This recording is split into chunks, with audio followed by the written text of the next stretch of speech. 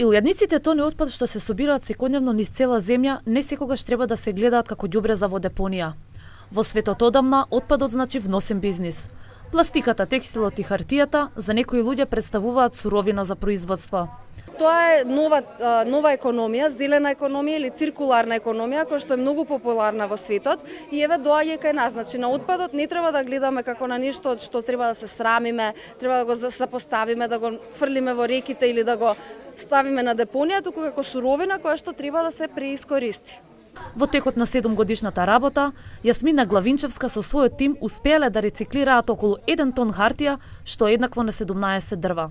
Верувате, извор за хартија, отпадна хартија има. Моментално наш извор се познаници, но идејата е во иднина тоа да бидат децата по школите. Но освен хартијата и други материјали се добра суровина за рециклирање. Од отпаден материјал, значи ќе изработуваме облека за инвалидизирани лица, лица со посебни потреби и делумно што ќе ни останува нашиот отпаден материјал, ќе изработуваме перничиња за улични животни и за здруженија кои што соработуваат за згрижување на истите. Нови идеи за рециклирање материјали ќе бидат представени на надпреварот за иновации во оваа област со учесници од повеќе земји од Балканот. Оваа година финалистите ќе ги оценува меѓународно жири, а најдобрите 3 идеи ќе бидат наградени со по $10.000 неповратни средства.